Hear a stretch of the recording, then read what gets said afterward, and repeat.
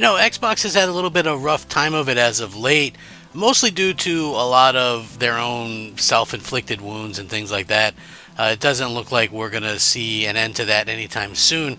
But, one of the things that I feel like could help Xbox is positive stuff, them kind of trying to stay in the race and things like that.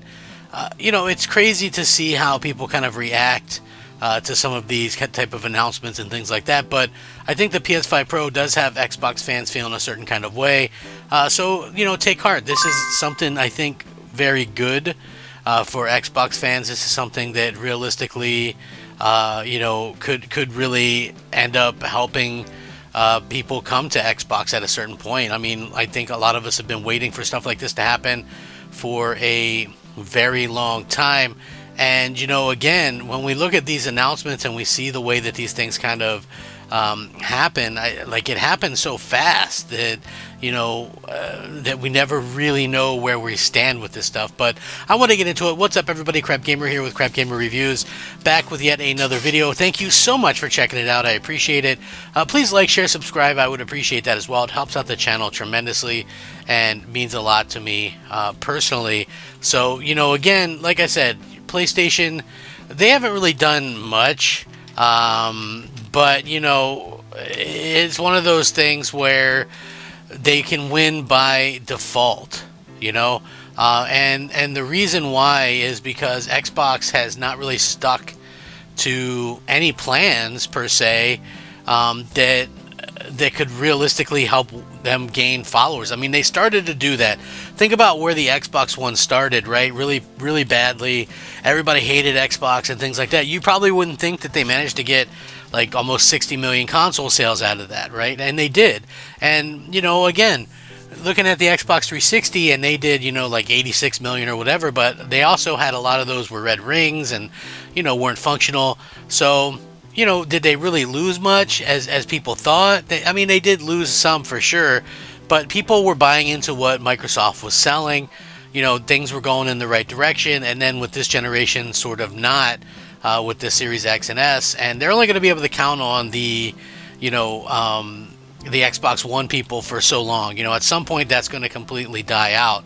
But when we look at this and we go, okay, this is good news. So Xbox is reportedly getting the whole slate of Final Fantasy games, and I know this is going to make people very happy. When Tokyo Game Show happens later this month, Sony won't be the only big brand with a major presence at the event. That's because Microsoft has announced that Xbox will have a broadcast event on September 26th.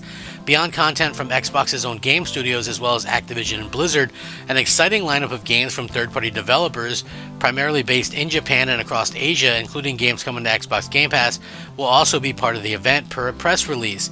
That could mean anything, but one gaming insider believes that Square Enix and its Final Fantasy properties could be the big announcement. In the latest episode of the podcast, Jez Gordon relayed his thoughts about Microsoft's forthcoming Tokyo Game Show presence, believing that something Final Fantasy related is on the horizon. He said, and I quote, "I do think that we're going to get something Final Fantasy related. I've heard that the whole slate is on the docket, including Final Fantasy 7, 16, and Pixel remasters. So a lot of people were wondering, has Sony locked down Final Fantasy 7 forever? I've heard that is not the case, and that Final Fantasy 7 will eventually come to Xbox. I don't know when it will, and I don't know if it'll be in the first wave. I do think 7 Remake will come to Xbox, but I think at least initially it will be Pixel remasters and 16. So again, this isn't too surprising because Square has mentioned that they're going to go and try to kind of have more of a level type situation with multi-platform releases because they were losing some money and things like that. But the interesting part here is I don't think that they're going to release Final Fantasy 7 or the next one in that trilogy, because at least not right now. I think they'll release them when the whole trilogy is done. I don't think it really makes sense to release them on Xbox at this particular point. But I guess we'll wait and see how that kind of works out. I know there's some probably fans that would be interested in it, but I just overall don't look at Xbox as this brand that is that big into, Final Fantasy. So earlier in the year, Final Fantasy 14 made its way to Xbox, and the director revealed that it's just beginning of Square Enix's long-term plans when it comes to Microsoft's consoles. In an interview with Eurogamer, Mr. Yoshida said, with Final Fantasy 17 or 14's release on Xbox, Phil Spencer spent a lot of his time and effort to put a lot of hard work into making it a reality. So we would like to make the best of that and further deepen the relationship with Xbox gamers going further. So with Final Fantasy 14 as a starting point, we do want to release more Square Enix games on Xbox, and there will be more of our titles released on Xbox. So I hope players will look forward to future things coming to the platform. So, again, that's really cool to see, and that people are kind of excited for that as well. Those kind of plans line up with Square Enix's overall strategy, actually, to broaden its release schedule and strategy to a more multi-platform based approach, particularly as development costs for its titles have skyrocketed in relation to overall game sales. So in other words, Tokyo Game Show actually seems like the perfect spot to reveal a partnership between the two companies, and with Final Fantasy 16 set to come out on PC before the end of the month, a release on Xbox doesn't seem that far-fetched. Neither do ports of Pixel remasters or even Final Fantasy VII Remake, especially given how Crisis Core Reunion has already been released on Xbox, and it doesn't look like we'll have long to really kind of wait to see what's going to happen there. So yeah, like I said, it does look like this is going to be one of those things with the things that everybody has to kind of wait and see what happens. But like I said, I think that this is going to be like a great thing for gamers in general to be able to get those. And like I said, Microsoft is going to have to do something that's going to really appeal to the core consumer, the core Xbox fan, and things like that, because really they haven't done a good job of that this generation. And I know it's easy to sit there and go, oh, well, we have this and this, but realistically, what has Microsoft brought to the table that that's impressive to gamers? I think that's the thing that many of us are kind of looking at and saying is they're not even getting the third-party stuff that that we would normally get, and that's a real big problem, kind of to go forward.